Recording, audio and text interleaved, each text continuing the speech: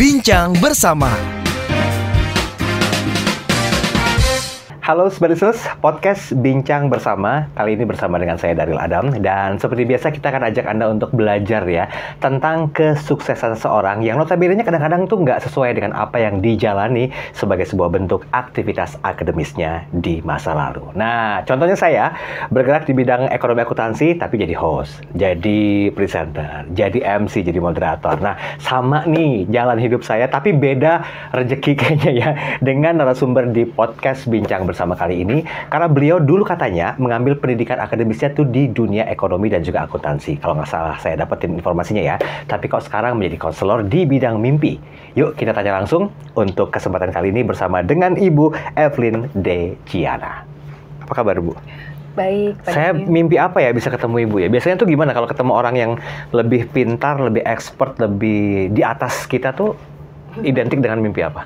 Nggak juga sih. Oh nggak juga? Nggak, saya belum expertnya.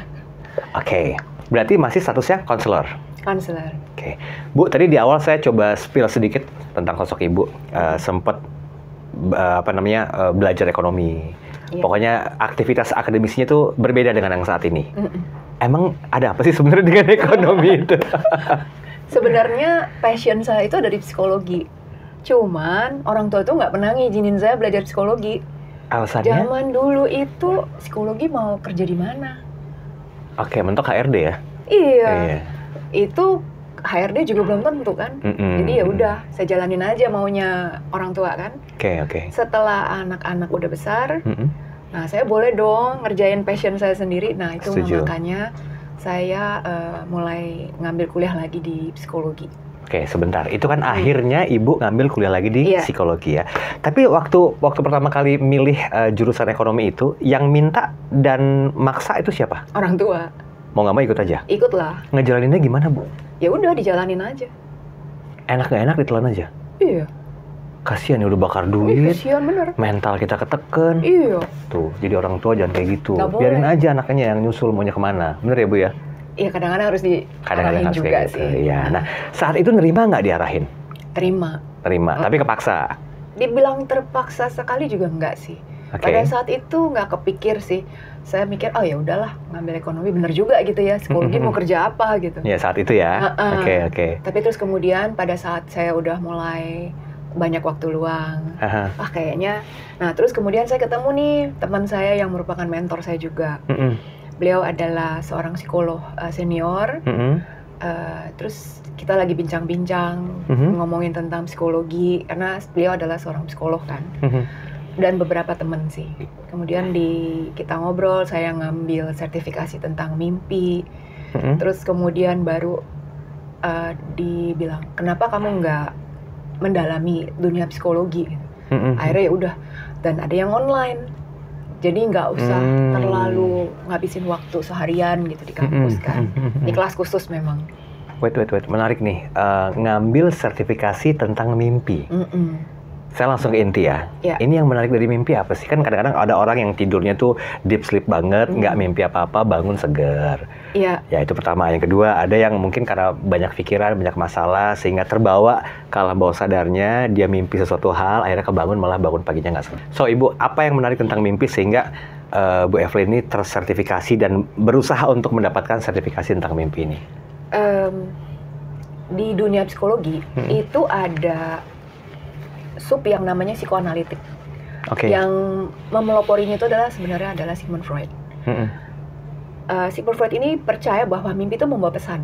Kemudian ada satu orang psikolog lagi yang namanya Carl Jung. Nah, saya lebih mendalami ke Carl Jung karena Carl Jung itu bilang mimpi itu merupakan pesan dari bawah sadar. Sedangkan Sigmund Freud itu cuma bilang bahwa mimpi itu selalu dihubungkan dengan seks. Dengan alat kelamin, dengan hubungan seksual, ya. Tapi tidak semua mimpi itu merupakan, maksudnya ada hubungannya gitu dengan itu. Malah sebenarnya malah enggak gitu. Nah, Carl Jung ini psikoanalitik juga, itu membahas tentang mimpi cukup besar bagiannya dalam beliau punya sepanjang hidup beliau ya. Nah kemudian saya juga punya mimpi yang berulang 3 tahun. Tapi mimpinya tuh kenapa ya berulang terus persis sama lagi. Jadi saya penasaran. Nah, saya ada menanyakan ini pada mentor. Kemudian dianalisa dan saya baru tahu, oh ternyata mimpi saya itu ada maknanya ya. Nah, Oke. kemudian mulai tuh saya belajarin tentang mimpi, menganalisa mimpi saya sendiri dengan teman-teman, dan ternyata memang benar gitu. Akhirnya mulailah saya tertarik dalam dunia mimpi. Kemudian mentor saya bilang, Lin, kenapa kamu nggak berusaha mendalami itu dan menulis buku? Oke. Gitu. Jadi buku ini. Jadi Oke. buku itu. Ini bukunya. Nah, jadi seperti yang mungkin pengen tahu tentang bukunya, ini buku Misteri Mimpi, Perspektif Psikologi dan juga Budaya. Nanti kita bahas ya tentang hal itu ya. Oke, pertama kali tertarik untuk menggeluti tentang mendalami mimpi, itu tahun berapa? Masih ingat nggak, Bu Evelyn? 2020 pas COVID ya, berarti ya? kurang lebih. Ya, itu kan suka banyak aneh-aneh mimpinya ya. Iya. Mimpi apa sih waktu itu? Yang coba didalami tentang kalau mimpi mimpi sendiri? saya itu malah dulu Oh, banget, sebelumnya. Jauh Jadi itu sebelum. jadi sebuah bahan untuk dianalisa dan menimbulkan ketertarikan Betul. sehingga mengambil sertifikasi. Iya. Oke. Dan banyak mimpi dari teman-teman juga sih. Nah, untuk memahami tentang mimpi kan nggak seperti kita lompat pindah dari satu bangku ke bangku lain ya, Bu Evelyn ya. Itu kan banyak mimpi, orang tuh kan banyak, ada yang mimpi A, B, C, D gitu. Nah, kapan Bu Evelyn coba untuk secara profesional as a counselor itu bisa memahami mimpi saya misalnya, mimpi teman-teman yang lain gitu loh. Itu berapa lama harus memahaminya? Belajar untuk memahami hal tersebut? 2-3 tahun ada ya. Saya bikin lama bukunya ya? aja 1 tahun. 1 tahun itu daftar pustaka saya ada 26. Iya. Jadi memang saya bacain buku-buku yang terkait dengan mimpi, terutama banyak tentang simbol. Simbol? Karena apa yang muncul dalam mimpi itu sebenarnya merupakan simbol-simbol. Nggak literally yang muncul Bapak misalnya Pak Daniel. Terus ada hubungannya dengan Pak Daniel, belum tentu. Bisa juga Pak Daniel itu asosiasinya apa di saya. Misalnya saya pikir, oh Pak Daniel ini seperti kakak atau adik atau bapak gitu, bisa juga. Karena karakternya mirip dengan kakak, adik atau ayah saya, bisa juga begitu. Jadi saya banyak mendalami tentang simbol. Simbol itu juga ada yang personal, ada yang kolektif. Nah, kolektif ini dipengaruhi oleh budaya. Makanya buku saya tentang psikologi dan budaya, perspektif. Budayanya lebih kemana? Ke timuran, ke barat atau? Semua budaya, nilai, agama, tradisi, itu semua mempengaruhi cara berpikir kita secara personal. Kolektif itu adalah setempat atau seluruh dunia. Misalnya nih, kalau di budaya Hindu itu ada yang namanya Dewi Saraswati. Itu ada Dewi Pengetahuan. Di Yunani itu juga ada namanya Dewi Athena. Sama, Dewi Pengetahuan. Di sini namanya Dewi Sri, Dewi Kesuburan. Di Greek itu adalah Dewi Demeter, Ibu Bumi. Sama sebenarnya. Cuma namanya aja yang beda. Beda-beda. Sebenarnya udah kepola ya. Patternnya udah ada. Ya, cuma namanya beda-beda. Gitu. Oke, gini. Kita kan nggak punya waktu lama nih, Bu Evelyn. Tapi boleh nggak kalau kita coba relatekan sedikit ya, antara mimpi yang diartikan sebagai sebuah kejadian yang nyangkut di alam bawah sadar sehingga sampai tidur pun kita kebawa gitu lah. Ini ada hubungannya nggak dengan sebuah kesuksesan bisnis, kegagalan dalam sebuah bisnis? Itu biasanya mimpi apa identiknya? Ada. Di buku saya itu ada satu cerita kasus namanya Kay. Kay ini dia di sini digambarkan mitologinya itu seperti siren.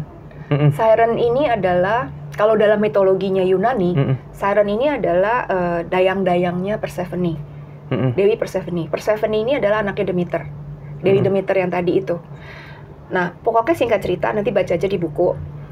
Si Kay ini terperangkap dalam dunia femininity-nya dia. Dia kan kalau kita kan pasti punya maskulin dan feminin ya, dalam satu pribadi gitu. Ada maskulin, ada feminin. Nah, dia terperangkap oleh dunia femininnya sehingga sampai sekarang selama dia terperangkap itu kacau kerjaannya. Benar-benar nggak bisa move on gitu. Dia stuck di situ. Nah, kemudian setelah dia mulai menyadari, oh iya ya, ternyata saya itu pengaruh dari femininitasnya dia itu jauh lebih besar dan itu menghambat dia. Baru tuh dia mulai lagi bisa move on dan bisnisnya, pekerjaannya itu jauh lebih baik. Oke. Berarti pertama-tama kita harus secara sadar paham tentang arti mimpi itu sendiri. Baru memikirkan bagaimana untuk bisa move on dari situ. Iya. Ini kapabilitas yang bisa dimiliki nggak sama semua orang? Sebenarnya saya nulis buku itu tujuannya supaya kita bisa menganalisa mimpi kita sendiri. Tepat berarti. Iya. Bukan berarti kita nggak perlu seorang konselor atau orang ekspertis di bidangnya ya, Bu. Betul. Ya? Tapi tujuannya itu lebih kepada itu. Oke. Bu Evelyn, ada nggak yang berubah dari sosok pribadi seorang Evelyn ketika belum mendalami dunia mimpi ini dan setelah mendalaminya? Apa yang berubah dari Anda? Berubah. Iya. Berubah banget. Gimana orang bisa menilai Anda itu berubah? Oh, orang-orang yang di dekat saya itu semua tahu saya berubah. Yang paling berubah, yang paling jelas terlihat kalau dari sisi saya ya, itu saya nggak berani lagi ngejudge orang. Contoh. Misalnya saya kalau lihat orang, ini orang pasti rese nih, ini orang pasti begini, enggak. Saya udah nggak lagi gitu. Nggak berani atau gimana? Karena saya tahu di balik segala sesuatu yang ada dalam satu pribadi, itu pasti ada latar belakangnya. Kenapa dia sampai hari ini bisa bertindak seperti itu? Itu semua pasti ada pengaruhnya. Oke. Itu yang nomor satu. Paling jelas terlihat perubahan dari dalam diri saya. Dan tujuannya mimpi dianalisa itu apa sih sebenarnya? Untuk mengenal diri kita sendiri lebih dalam. Walaupun kita seharusnya sudah bisa kenal diri kita sendiri ya? Nggak akan bisa. Coba deh, Bapak tanya, siapakah aku? Penyiar Smart FM? Enggak. Oh, bukan. Itu kan peran. Oh iya, peran. Iya kan? Tapi diri sejati kita. Oke. Belum tentu kita bisa jawab itu. Karena waktu saya ditanya gitu, saya juga nggak bisa jawab. Dulu Siapakah kamu? Oke. Bukan peran, bukan seorang bukan profesi. Ayah, bukan profesi, bukan berapa anaknya, kehidupannya, tapi diri kita. Gitu. Diri kita lebih mengenal orang lain daripada diri kita sendiri. Setuju. Oh, that's why kenapa kita perlu untuk bisa menafsirkan mimpi supaya kita lebih sedikit demi sedikit lebih mengenal diri sendiri lah. Oke. Bu Evelyn punya cara nggak untuk bisa mempublikasikan ilmu? Saya bilang ini ilmu mahal ya, karena kan kita akan diajak untuk mengenal tentang diri kita sendiri, tahu apa yang harusnya kita lakukan dan juga tidak kita lakukan, bahkan memposisikan diri kita tuh sebagai seorang siapa di sebuah lingkungan pekerjaan kah atau profesi kah? Gimana kira-kira? Mempublikasikannya. Gimana ya? Ya baca bukunya. Lebih ke baca bukunya. Enggak, sebenarnya saya tuh banyak sekali ya. Saya ada punya sosial media yang tujuannya itu lebih ke pada edukasi untuk mencintai diri sendiri. Karena biasanya kita tuh pasti ngelihat di sosmed nih ya, si A, si B, si C hidupnya enak banget ya. Kerjanya tuh jalan-jalan mulu, kerjanya shopping mulu. Tapi belum tentu loh apa yang ditampilkan oleh orang-orang ini di sosmed itu adalah kehidupannya sehari-hari. Jadi kita harus bisa mencintai diri kita sendiri apa adanya gitu. Itu banyak saya edukasi di sosmed saya. Tujuan saya buat sosmed tuh itu gitu loh. Jadi kebanyakan tentang quote-quote tentang tulisan-tulisan gitu. Bagaimana menganalisa diri sendiri, mengenal diri sendiri lebih dekat, mencintai diri sendiri dan merasa berharga. Itu yang paling penting ya. Oke, kita masih ada waktu sedikit nih Bu Evelyn. Saya mau nanya begini Bu Evelyn. Berapa persen Pareto yang mungkin bisa terjadi ketika hari ini kita mendapatkan suatu kejadian yang kurang menyenangkan, yang itu cukup membuat kita berpikir, ntar masa depan gue gimana ya? Dan itu akan menjadi sebuah mimpi. Dari kejadian sampai ke mimpi itu berapa persen kira-kira akan terjadi? Kalau kita terus akan fokus ke masalah itu. Mimpi itu ada 3 jenis, Pak. Pak Daniel. Satu, mimpi residu. Residu itu adalah residu kejadian kita sehari-hari yang kita alami. Kedua, mimpi untuk pertumbuhan jiwa kita. Itu pesan dari bawah sadar. Dan ketiga itu mimpi prediktif. Prediktif ini dibagi lagi 2. Ada yang untuk personal diri kita sendiri, ada yang untuk kolektif. Nah, yang tadi itu bisa 2. Bisa merupakan mimpi residu, tapi bisa juga merupakan mimpi untuk pertumbuhan jiwa. Tergantung konteks mimpinya ini apa gitu. Tergantung konteks. Kalau repetisinya bagaimana? Berpengaruh juga? Kalau mimpi yang berulang, itu pasti punya pesan yang untuk pertumbuhan jiwa. Pasti. Contohnya gimana contohnya? Mimpi yang berulang itu misalnya mimpi ditinggalin. Mimpi ketinggalan terus. Itu sama tuh. Either. Jadi entah mimpi ditinggalin atau mimpi ketinggalan. Atau mimpinya balik lagi ke stasiun, ke airport. Rasanya tuh pengen pergi gitu. Rasanya tuh pengen kemana gitu, pengen traveling, pengen pergi. Mesti ada sesuatu. Itu banyak tuh yang mimpinya. Atau Yang paling banyak mimpi mantan.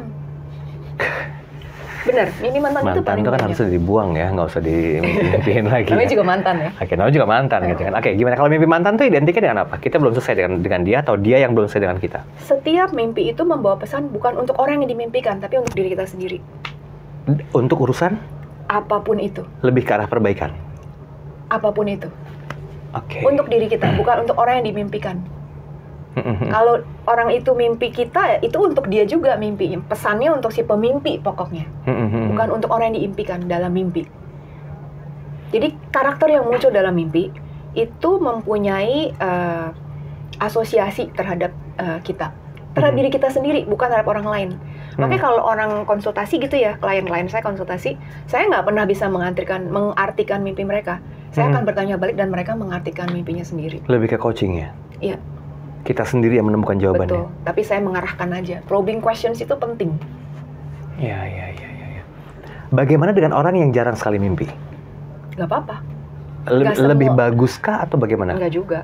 Nggak juga? Mimpi itu setiap malam kita pasti mimpi. Kalau menurut riset ya. Ya, betul. Pasti mimpi. Malah bisa 4 atau 5 mimpi dalam satu malam. Nah, kalau dari diskusi saya ya dengan tokoh-tokoh di Bali, dengan Bante, agama Buddha, atau dengan agama Islam ya, itu sama nih semuanya. Pada saat kita sudah lebih tenang dan seimbang, mimpi kita tuh udah mulai teratur, nggak menyeramkan. Banyak kan yang mimpi dikejar-kejar, bangun-bangun terengah-engah, atau mimpi dikejar setan lah, mimpi ada yang bunuh lah gitu kan. Itu semua berarti kan pikiran kita dalam keadaan tidak seimbang. Ada sesuatu, ada ketakutan, ada ketidaktenangan. Nah, itu semua itu biasanya mempengaruhi mimpi. Oh, pertanyaan terbaliknya begini Bu Evelyn, apakah sebuah kejadian itu akan menjadi sebuah mimpi, Ya. atau mimpi akan menjadi sebuah kenyataan? Dua-duanya bisa terjadi. Oke. Dalam kepentingan apa kira-kira dua-duanya bisa terjadi? Kalau mimpi yang terjadi di kemudian hari, itu kan kita sebut mimpi prediktif. Nah, biasanya itu untuk memberitahu kita menyiapkan diri biasanya, kalau untuk yang personal. Tapi kalau untuk yang kolektif, biasanya untuk mengurangi korban jiwa, misalnya mimpi tentang bencana alam. Nah, itu biasanya ada precautions kan, ada tindakan-tindakan preventif yang dilakukan. Makanya harus tahu, harus catat dalam jurnal. Nah, kemudian mimpi, kejadian yang menjadi mimpi itu kan residu atau untuk pertumbuhan jiwa gitu. Oke. Ada patokan nggak kalau mimpi yang mungkin sehubungan dengan kesuksesan karir, selalu mimpi dengan pola apa gitu loh, dari yang pernah berkonsultasi langsung dengan ada sih. Bu Evelyn? Nggak ada ya? Cuman biasanya trauma atau masalah-masalah yang terjadi di masa kecil itu kadang suka menjadi hambatan. Karena kita belum bisa menyadari dan kemudian move on gitu loh. Ini erat ya berarti Bu Evelyn ya dengan istilah sampah emosi ya, yang nggak akan pernah bisa kita hilangkan.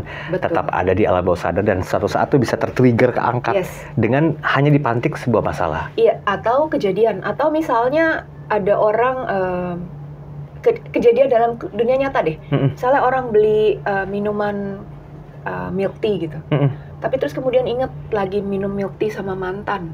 Paling gampang deh ya, contoh paling gampang. Aduh, jadi inget mantan. Nah, itu kan bisa men-trigger kita. Iya, betul. Apapun itu, gitu. Tapi itu nggak ada yang kebetulan kalau menurut saya dalam hidup.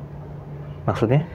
Segala sesuatu yang terjadi itu pasti ada maksudnya, pasti ada maknanya. Dan gimana tergantung kita menyikapi peristiwa itu. Betul.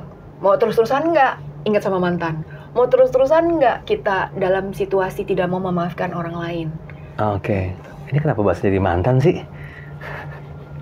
Saya nggak tahu juga kenapa bahasa jadi mantan. Itu paling gampang contoh. Iya, contoh. Karena memang benar juga sih, setiap kejadian itu kan seringkali diidentikan dengan sebuah peristiwa kebersamaan ya. Iya. Entah dengan orang tua, papa mama, atau kakak adik, atau mantan. Apalagi kalau bicara masalah mantan adalah orang yang mungkin telah pergi dari kehidupan kita dengan ada harapan bahwa dulu akan bisa bersama.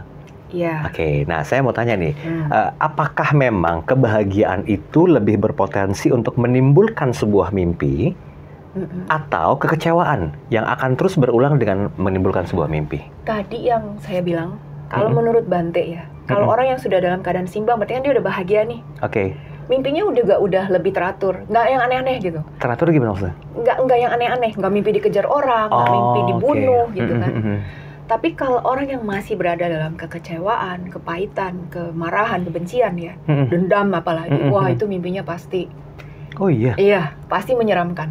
Dan kita yang didendami sama orang itu merasa nggak? Belum tentu ngerasa. Kecuali memang ada dispute yang memang belum diselesaikan ya. Tapi kalau kita sepihak aja benci sama orang itu belum tentu tahu, dia santai aja hidup kita yang setengah mati. Iya, jadi itu yang makanya kita harus menyelesaikannya dengan diri sendiri. Jadi sebenarnya kita tahu bagaimana kita mendamaikan dengan diri, cuman kita nggak tahu caranya. Apa yang harus diberesin? Iya, gitu ya. Makanya kita butuh konselor gitu ya. Iya, ya mudah-mudahan dengan baca buku sih bisa. Jangan ngurangin job ya dong nanti. Oke, ini buku Misteri Mimpi, Perspektif Psikologi dan juga Budaya. Berapa ini? Buku keberapa, Bu Evelyn? Pertama. Kenapa lama banget sih nyetaknya? Oh, ini buku cetakan keberapa? Cetakan kedua. Cetakan kedua, tapi buku yang pertama. Buku pertama. Kenapa kok lama proses pembuatannya dari naskah sampai 1 editing? tahun. Setahun lumayan lama loh. Iya, orang itu baca bukunya segitu banyak, daftar pustaka. Iya, betul. Karena banyak budaya yang saya baca dulu, terutama budaya Indonesia ya. Jadi nggak budaya semua negara gitu, tapi budaya Nusantara doang. Oke. Kan perlu diskusi dengan beberapa orang-orang yang mengerti gitu. Oke, Bu Evelyn, di Indonesia sendiri kira-kira banyak nggak orang yang menggeluti profesi seperti Ibu ini? Mungkin ada beberapa ya, tapi mungkin untuk buku yang perspektif psikologi dan budaya itu belum ada. Buku saya. Berarti Anda memberanikan bahwa I'm the first one, I'm the one. Boleh dibilang begitu. Boleh dibilang begitu. Ada gebrakan apa yang mungkin secara profesional akan dilakukan ke depan? Bikin satu kelas khusus kah untuk menciptakan atau melegasikan legasi ilmunya Bu Evelyn? Saya banyak berbicara di webinar dan seminar untuk khusus tentang misteri mimpi ini di beberapa komunitas. Mungkin dari situ saya berharap orang lebih aware tentang mimpinya, bahwa mimpi itu harus dipikirin, harus dianggap lebih serius lah gitu. Oh, mimpi itu harus dipikirin dan dianggap lebih serius. Iya. Apalagi mungkin mimpi yang seringkali berulang. Apalagi mimpi yang berulang. Kalau yang cuman temponya spot aja sekali, besok udah nggak mimpi lagi sampai bertahun-tahun gitu, itu gimana? Nggak masalah, tapi kalau memang nggak ada masalah dalam kehidupan dan nggak merasa harus diartikan gitu. Oke. Porsi mimpi itu apakah hanya karena masalah pribadi? Atau ada masalah dengan orang-orang terdekat kita? Tergantung. Biasanya makin dekat itu makin banyak menimbulkan masalah. Kalau orang yang jauh hubungannya dengan kita kan tidak berpotensi menimbulkan masalah. Jarang. Iya. Atasan dengan bawahan, suami dan istri, orang tua dan anak, teman dekat atau teman atau lingkungan. Itu pasti potensinya lebih besar dari orang yang kita nggak kenal kan. Nggak mungkin dong orang yang kita nggak kenal bisa membuat kita benci, marah. Sepakat. Iya kan. Ya paling kesel aja gitu. Gimana sih ini orang bisa di jalan deh. Aduh ini motor gitu. Habis itu udah gitu ya. Hilang gitu aja. Nggak mungkin kita mimpiin dia, kecuali dia ganteng banget atau dia cantik banget gitu ya. Terus sempat ke spot di pikiran kita ya. Oke. Bu, pola-pola apa yang mungkin bisa identik dengan mimpi yang mengarah ke gini, saya percaya bahwa setiap kejadian itu akan ada tandanya. Ya entah kita mau buang air aja ada tandanya.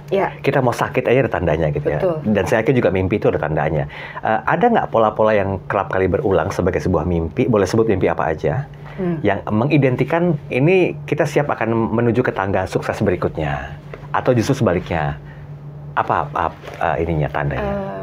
Ini dari berdasarkan yang pernah konsultasi dengan Bu Evelyn ya. Biasanya tiap orang berbeda-beda sih. Tapi ada misalnya mimpi tentang ganti-ganti pakaian, nyobain pakaian. Itu biasanya ada hubungannya dengan persona dia. Dengan peran-peran yang dilakukan dalam kehidupan sehari. Pak Daniel di sini sebagai host. Kalau di rumah Pak Daniel sebagai suami dan sebagai ayah mungkin. Terus kalau di pekerjaan mungkin sebagai atasan atau sebagai bawahan. Itu kan peran-peran yang dilakukan. Nah, mungkin ada masalah dengan peran-peran itu, misalnya Pak Daniel nggak suka nih jadi host sebenarnya gitu misalnya. Nah itu Pak Daniel nyobain baju, itu ada masalah dengan itu. Ada pakem umumnya gitu. Terus apalagi ya banjir, yang hubungannya dengan air, itu biasanya ada hubungan dengan emosi. Biasanya, misalnya kita banjir. Di buku saya tuh ada contoh dari kolam renang air nih kan, dari kolam renang berubah jadi banjir bandang. Nah itu berarti emosi yang tadinya udah muncul yang harusnya dia sadari, dicuekin, berubah jadi banjir bandang. Akhirnya biasa jadi tsunami itu kalau nggak diladenin lagi. Jadi mimpi itu ada intensitasnya gitu. Nah itu biasanya ada pakem-pakem umumnya, itu biasanya urusannya dengan emosi, kemarahan yang ditahan gitu.